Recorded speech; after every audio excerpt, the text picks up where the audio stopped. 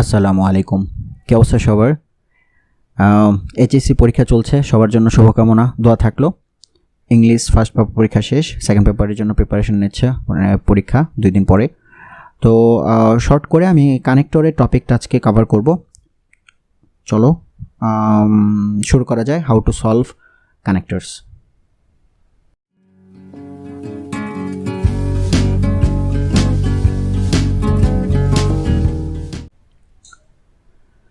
Connectors শেখার আগে একটা ইম্পর্টেন্ট জিনিস আমি তো একটু বলে দেই, কারণ এটা মূলত একটা অর্থনির্ভর একটা টপিক। অর্থের সাথে যেটা মিলবে যুক্ত করার জন্য সেটা আমরা লিখব। তবে কনসেপ্ট আছে, একটা কনসেপ্ট যদি একটু ক্লিয়ার করে দিই আগে থেকে, তাহলে পুরো টপিকটাই আমরা অল্পতেই শেষ করতে পারবো। আচ্ছা, কানেক্টর কি? কানেক্টর হচ্ছে একটা কনজাংশন। কনজাংশন কি? কনজাংশন হচ্ছে যুক্ত করার কাজ করে দুইটা অংশকে। আচ্ছা, সেটাকে আমরা লিঙ্কিং ওয়ার্ডসও বলতে পারি, মানে দুইটা অংশকে লিঙ্কিং করার জন্য, লিঙ্ক করার জন্য, যুক্ত করার জন্য যে ওয়ার্ডসগুলো ইউজ করা হয় সেগুলোকে মূলত কানেক্টর বলা হয়। এটা দুইটা টাইপসের হয়। একটা হচ্ছে সেন্টেন্স কানেক্টর, মানে দুইটা আলাদা সেন্টেন্সকে কানেক্ট করে, যেটাকে আমরা বাংলায় বাক্য যুক্তকরণ বলি। আর আরেকটা হচ্ছে ক্লজ বা ফ্রেজ কানেক্টর, যেটাকে আমরা বাংলায় বলি বাক্যাংশ যুক্তকরণ। মানে হচ্ছে একটা সেন্টেন্সের ভিতরেই অনেকগুলো অংশকে যুক্ত করা যায়। দুইটা অংশকেও যুক্ত করা যেতে পারে, অথবা একাধিক অংশকেও, দুইটার বেশি। আচ্ছা, এইগুলো হচ্ছে দুইটা টাইপের কানেক্টর। এখন এক্সাম্পল দেখি, তাহলে আরও ক্লিয়ার হব।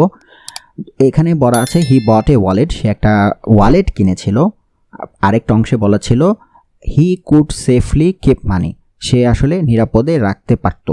তাহলে সে দেখেন এখানে দুইটা আলাদা সেন্টেন্স, তাই দুইটা অংশকে আমরা সো দ্বারা যুক্ত করলাম, কারণ এটা বলা হচ্ছে যে সে একটা মানিব্যাগ কিনেছিল, তাই সে পারতো তার টাকাকে সেফলি রাখতে। আচ্ছা, এখন তাহলে এখানে দুইটা সেন্টেন্সকে যুক্ত করার জন্য এই সোটা ইউজ করেছি। সোটা হচ্ছে সেন্টেন্স কানেক্টর। আর ফ্রেজ কানেক্টর কি? দুইটা অংশকে যুক্ত করা একই সেন্টেন্সের। এক্সাম্পল দেখতে পারি, he bought a wallet so that he could safely keep money. এখানে কিন্তু একটা সেন্টেন্সের মধ্যেই দুইটা অংশ ছিল, একটা হি বট এ ওয়ালেট আর একটা হচ্ছে হি কুড সেফলি কিপ মানি। তো দুইটাকে আমরা কিন্তু সো দ্যাট দ্বারা ইজিলি যুক্ত করে দিতে পারছি। এই জন্য এই সো দ্যাটটাকে আমরা বলবো ক্লজ বা ফ্রেজ কানেক্টর। তাহলে এই দুইটা অংশ যদি আমরা চিন্তা করি, তাহলে আমাদের কানেক্টরটা অনেক সমুদ্র থেকে, মানে একটু সংক্ষেপ হয়ে আসবে চিন্তা করার জন্য। এখন বিষয়টা হচ্ছে যে সেন্টেন্স কানেক্টর তো দুইটা সেন্টেন্সকে যুক্ত করে, সেন্টেন্স প্লাস সেন্টেন্স। আর ক্লজ কানেক্টর সাধারণত 3 ধরনের হয়। একটা হচ্ছে কোরিলেটিভ, কোঅর্ডিনেটিং, সাবঅর্ডিনেটিং। এখন এই তিনটার সম্পর্কে আলোচনা করব। তার আগে একটু বুঝে নিই যে আমরা যে সেন্টেন্স যুক্ত করার জন্য অনেক ওয়ার্ড আছে। আমরা সবগুলো ওয়ার্ডকে যদি একটু ক্যাটাগরি করে নেই, যে একটু ভাগ করে নেই, যে আমাদের এই ওয়ার্ডগুলোকে এইটা এরকম আসলে এটা চিন্তা করব, এরকম আসলে এটা চিন্তা করব, এরকম আসলে এটা চিন্তা করব। তো এরকম আমি টোটাল 8টা ভাগ করেছি। যদি আপনি আপনার চিন্তাকে 8টা ভাগের মধ্যে রাখতে পারেন, তাহলে সেন্টেন্স কানেক্টরগুলো বের করতে বা বসাইতে আপনার জন্য অনেকটা ইজি হয়ে যাবে। একটা অংশ কি? একটা হচ্ছে ঘটনা প্রবাহ, মানে যদি কোনো প্রবাহ হয়, সিকোয়েন্স হয়, মানে ঘটনা, যে এটা হলো পাশাপাশি এটা হলো পাশাপাশি ওটা হলো, সিকোয়েন্স থাকে, তাহলে সেটা ঘটনা প্রবাহ এই ধরনের। তারপরে হচ্ছে ধারাবাহিক কোনো তালিকা বা ধারাবাহিক কোনো ঘটনা, সিরিয়ালি একটা ঘটনা হচ্ছে, এটা হলো তারপরে এটা হলো তারপরে ওটা হলো, মানে সিরিয়ালি হচ্ছে এরকম আর কি। তো এরকম হতে পারে, এরকম আমরা ভাগ করতে পারি আমার সেন্টেন্সকে। তারপরে উদাহরণ, যদি পরের সেন্টেন্সটা উদাহরণ হয় আগের সেন্টেন্সের, তাহলে আমরা সেটা অনুযায়ী ভাগ করতে পারি। কারণ বা ফলাফল যুক্ত হতে পারে, সময়ের যুক্ত হতে পারে ঘটনাগুলো, বাস্তব কোনো তথ্য যে সেন্টেন্স থাকে সেই সেন্টেন্সকে যুক্ত হতে পারে, জোর দিয়ে কিছু বলাকে যুক্ত হতে পারে, নির্দিষ্টকরণ কোনো কথাকে আমরা যুক্ত করতে পারি। তাহলে আমাদের সেন্টেন্স যখন কানেক্ট করব, এই কানেক্ট করার জন্য আমাদের সেন্টেন্সটা কানেক্ট করব, সেটা এই 8টার মধ্যে কোনটার মধ্যে মিললো এইরকম যদি চিন্তা করে বের করতে পারি, তাহলে এই অনুযায়ী কানেক্টর করতে আমাদের অনেকটা ইজি হয়ে যাবে। তো এগুলোর যেই কানেক্টরগুলো ইউজ করব সেটা কি, সেটা একটু পরে বলছি। তার আগে ফ্রেজ বা ক্লজ কানেক্টরটা একটু দেখে নেই। কোরিলেটিভ হচ্ছে, যেহেতু ক্লজ বা ফ্রেজ কানেক্টর মানে একটা সেন্টেন্সের ভিতরেই একাধিক অংশকে যুক্ত করা, তো এর মধ্যে কয়টা অংশ, কীরকম অংশ, সেগুলো বুঝতে হবে।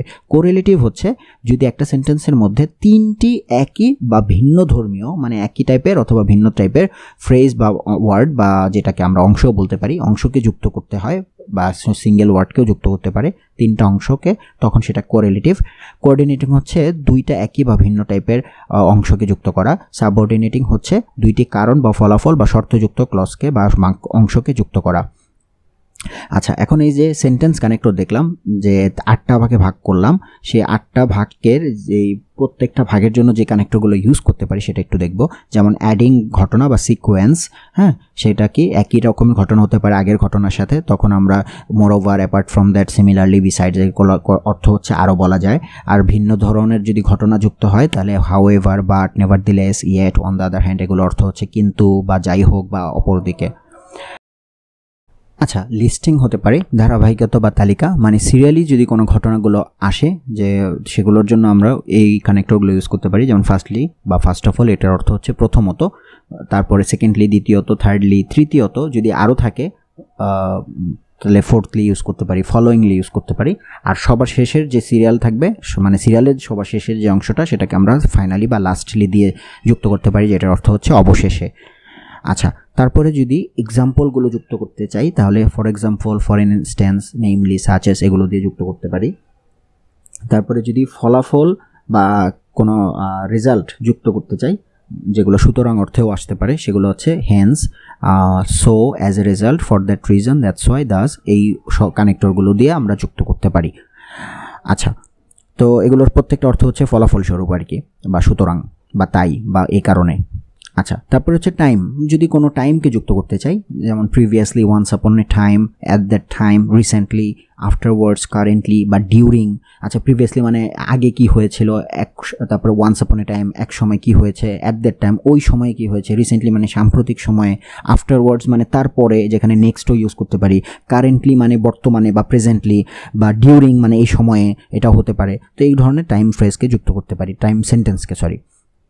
তারপর হচ্ছে ফ্যাক্ট বা বাস্তব ধর্মীয় কোনো সেন্টেন্সকে যদি যুক্ত করতে চাই আগে সেন্টেন্সের সাথে, তাহলে অ্যাকচুয়ালি, ইনফ্যাক্ট মানে আসলে বা প্রকৃতপক্ষে এটা বলতে পারি, ট্রুলি স্পিকিং সত্যি বলতে, আনফর্চুনেটলি দুর্ভাগ্যবশত বা ফর্চুনেটলি সৌভাগ্যবশত। তারপরে হচ্ছে ব্রিফলি মানে ছোট করে বলতে গেলে, ইন আদার ওয়ার্ডস অন্য ভাষায় বলতে গেলে, তারপর ব্রডলি বড় করে বলতে গেলে, এই শব্দ, এই কানেক্টরগুলো ইউজ করতে পারি। তারপরে কোনো কথাকে যদি জোর দিয়ে কোনো সেন্টেন্স থাকে যুক্ত করতে হয়, তাহলে আমাদের আনডাউটেডলি, নিঃসন্দেহে, মোস্টলি, অধিকাংশইভাবে, জেনারেলি, সাধারণভাবে, এনিহাউ, যে করে হোক, এনিওয়ে, যাই হোক, এই ওয়ার্ডগুলো বা কানেক্টরগুলো আমরা ইউজ করতে পারি যদি জোর দিয়ে কোনো সেন্টেন্সে অর্থ থাকে। তারপরে যদি নির্দিষ্ট করে কোনো কথা বলা থাকে তাহলে আমরা বলতে পারি স্পেসিফিকলি, তারপর হচ্ছে particularly, of course, rather, instead, mainly. Specifically means বিশেষভাবে বা নির্দিষ্টভাবে, পার্টিকুলারলিও মানে নির্দিষ্টভাবে বা নির্দিষ্ট করে, অফকোর্স মানে অবশ্যই, রাদার মানে বরং, ইনস্টেড মানে তার পরিবর্তে, মেইনলি মানে প্রধানত। তো এগুলো আমরা সেন্টেন্সকে কানেক্ট করার জন্য ইউজ করতে পারি। তারপরে হচ্ছে আমরা ক্লজ বা একটা সেন্টেন্সের মধ্যে একাধিক অংশকে যুক্ত করার জন্য যেগুলো আমরা ইউজ করতে পারি, তার মধ্যে কোরিলেটিভ হচ্ছে 3টা অংশকে যুক্ত করা, যেমন নিদার নর, তারপর হচ্ছে either or, both and, not only but also. Neither নর মানে হচ্ছে এটাও না সেটাও না, ইদার অর মানে হয় এটা নয় এটা, বোথ অ্যান্ড মানে এটাও এবং ওইটাও, উভয়টি, নট অনলি বাট অলসো অর্থ হচ্ছে শুধুমাত্র এটা নাও বরং এটাও, মানে এগুলো 3টা অংশকে যুক্ত করে মূলত। যেমন আমি বলতে পারি I will have either coffee or tea, তার মানে হচ্ছে আমি হয়তো কফি খাবো নয়তো টি, মানে কফি খাবো অথবা টি খাবো। হ্যাঁ, তো এখন বিষয়টা হচ্ছে এখানে কিন্তু 3টা অংশ ছিল, যে আমি খাবো, কি খাবো, এটার সাথে যুক্ত হয়েছে একটা অংশ হচ্ছে কফি আর একটা অংশ হচ্ছে টি, তার মানে 3টা অংশকে যুক্ত করলো। আচ্ছা, তারপর কোঅর্ডিনেটিং মানে 2টা আলাদা অংশকে যদি যুক্ত করে, যেমন অ্যান্ড মানে আলাদা অংশ বলতে একই সেন্টেন্সের মধ্যে একই রকম বা ভিন্ন রকম অংশ থাকতে পারে। একই রকম অংশ যদি হয় তাহলে and, as well as, also এগুলো দিয়ে যুক্ত হয়। আর যদি ভিন্ন রকম অংশ হয় তাহলে একই সেন্টেন্সের মধ্যে বাট, নেভারদিলেস মানে ওটার অর্থ হচ্ছে কিন্তু, এগুলো ইউজ হয়। বা ইয়েট, হোয়ারেস, অর বা ফর এগুলো ইউজ হতে পারে। ইয়েট মানে এখনও, হোয়ারেস মানে যেখানে, অর মানে অথবা, ফর মানে কারণে, এগুলো ইউজ হতে পারে। সাবঅর্ডিনেটিং মানে 2টা শর্ত, ফলাফল বা কারণযুক্ত ক্লজকে মানে সেন্টেন্সকে যুক্ত করে। এর মধ্যে হচ্ছে until, before, after, then, as if. এগুলোর অর্থ হচ্ছে আনটিল মানে না পর্যন্ত, বিফোর মানে আগে, আফটার মানে পরে, দেন মানে চেয়ে, দেন হচ্ছে তুলনা বোঝায়, অ্যাজ ইফ মানে এমন যেন, WH ওয়ার্ড যুক্ত দিয়েও করতে পারি সাবঅর্ডিনেটিং ক্লজ। সেটা হচ্ছে আপনার WH হচ্ছে হু, হোয়াট, হুইচ, হোয়ার, হোয়েন, এগুলো হ্যাঁ অর্থ অনুযায়ী বসবে। তারপরে আমরা যদি শর্ত যুক্ত করতে চাই একটা সেন্টেন্সের মধ্যে একাধিক অংশের শর্ত, তাহলে লেস্ট, ইফ, আনলেস। লেস্ট অর্থ হচ্ছে নতুবা, ইফ অর্থ হচ্ছে যদি, আনলেস মানে যদি না, দো অলদো মানে হচ্ছে যদিও তবুও, বিকজ মানে হচ্ছে কারণে, ডিউ টু মানেও কারণে, অ্যাজ, সিন্স মানে হচ্ছে যেহেতু সেহেতু, হোয়েন হচ্ছে যখন। আচ্ছা, এই শর্ত গুলো যখন আমরা ইউজ করতে যাইব তখন আমি একটা টিপস বলে দিই যে একটা সেন্টেন্সে দেখবেন কমা দিয়ে দুইটা অংশ যুক্ত আছে, হ্যাঁ, তখনই আপনি খেয়াল করবেন যে এখানে কি একটা অংশের সাথে আরেকটা অংশের কোনো শর্ত মিলে কিনা। যদি বলেন যে এইভাবে মিলে যায়, যেমন যদি এটা তাহলে কি, তখন আমরা ইফ বা আনলেস ইউজ করব। দো অলদো হচ্ছে যদিও এটা কিন্তু কি, তাহলে আমরা দো বা অলদো ইউজ করব। দুইটা অংশের মধ্যে যদি থাকে এটার কারণে এটা হলো, তখন আমরা বিকজ বা ডিউ টু ইউজ করব। তারপর যেহেতু এটা সেহেতু এটা, এই ধরনের অর্থ যদি শর্তে মিলে যায় তখন আমরা অ্যাজ বা সিন্স ইউজ করব। যখন এটা তখন এটা, তখন আমরা হোয়েন ইউজ করব। মানে দুইটা অংশ কমা দিয়ে যুক্ত থাকে, এখানে আমরা সবসময় চিন্তা করবো এটা কি শর্ত বোঝাচ্ছে কিনা, তখন আমরা এই কানেক্টরগুলো ইউজ করব। আচ্ছা, তারপরে হতে পারে while, that, so that, in order to, in spite of. এগুলো অর্থ হচ্ছে এটা হওয়া সত্ত্বেও এটা হলো, বা এটা হওয়া হয়েছে যাতে এটা হয়, এরকম শর্ত যদি বোঝায়। তাহলে আশা করি বুঝতে পেরেছেন। এখন একটা এক্সেপশন আছে, সেটা হচ্ছে এই সব কানেক্টর মানে সেন্টেন্স কানেক্টর বা একটা সেন্টেন্সের মধ্যে ক্লজ কানেক্টর বা ওয়ার্ড কানেক্টরকে ছাড়াও একটা কানেক্টর হচ্ছে, সেটা হচ্ছে অ্যাডভার্ব, যেটা কোনো কানেক্টরের পর্যায়ে পড়ে না, তবে এক্সেপশন হিসেবে কানেক্টর হিসেবে ইউজ হয়। তার মানে হচ্ছে কখনো কখনো ভার্বের পরে বা আগে হ্যাঁ অ্যাডভার্ব আসতে পারে কানেক্টর হিসেবে। সেটা এক্সাম্পল যদি দেখতে চান তাহলে এইভাবে হতে পারে, pen is usually used for writing. এখানে ইউজুয়ালি একটা অ্যাডভার্ব যেটা আসলে কানেক্টর হিসেবে ইউজ হয়েছে অ্যাডভার্ব হিসেবে। আচ্ছা, তাহলে আশা করি ক্লিয়ার হয়ে গেছেন। এখন এই শব্দগুলো একটু মনে রাখেন, ওই আমি যা শিখেছি এটা হলে মোস্টলি কমন। এছাড়াও এই শব্দগুলো যদি একটু অর্থ সহকারে শিখে রাখতে পারেন তাহলে আরও বেশি আপনার হেল্প হবে অ্যান্সার করার সময়। তো স্ক্রিনশট নিয়ে রাখতে পারেন অথবা এটা দেখে লিখে মুখস্থ করতে পারেন। তারপরে হচ্ছে এই টাইম নিয়ে এই শব্দগুলো, হ্যাঁ, আমি যেগুলো দিয়েছি অল্প এইখান থেকে আরও অ্যাড করে এখানে লিখেছি অর্থ সহকারে এক্সাম্পল হিসেবে।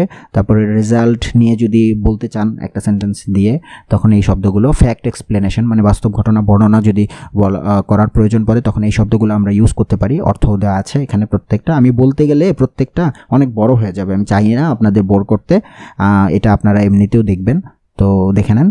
তারপরে হতে পারে স্পেসিফিক কোনো তথ্য বা এমফেসাইজড, জোর দিয়ে কোনো যদি কিছু বলে যুক্ত করি তখন এইগুলো ইউজ করতে পারি।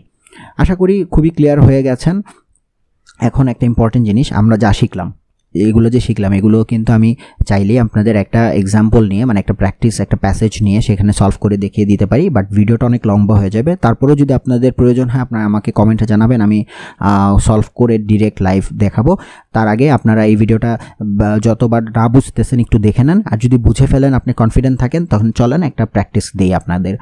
ভিডিওটা পজ করেন, এইটাকে সলভ করেন, সলভ করলে দেখেন যে আপনি পারছেন কি না। যদি না পারেন আপনি ভিডিওটা আরেকবার একটু দেখে নেন, তাহলে আশা করি পেরে যাবেন। তারপরে আমি অ্যান্সার দিয়ে দিচ্ছি, আমি এটাকে ব্যাখ্যা করে বলছি না, সময় নেই। তো অ্যান্সার হচ্ছে আপনাদের জন্য এটা, দেখেন কয়টা হলো। ওকে দেন, থ্যাংক ইউ ফর ওয়াচিং। আমি দোয়া করবো সবার জন্য, আমার জন্য সবাই দোয়া করবেন। একটা সাবস্ক্রাইব, একটা লাইক, একটা শেয়ার আমাকে অনেক মোটিভেট করে, কারণ এইগুলো অনেক স্লাইড করে করতে হয়, অনেক সময়ের ব্যাপার, বিজি স্কেজুয়াল থেকে সময় দিয়ে এগুলো করা, তো একটু মোটিভেট করার জন্য আর কি একটা সাবস্ক্রিপশন একটা লাইক করতেই পারেন।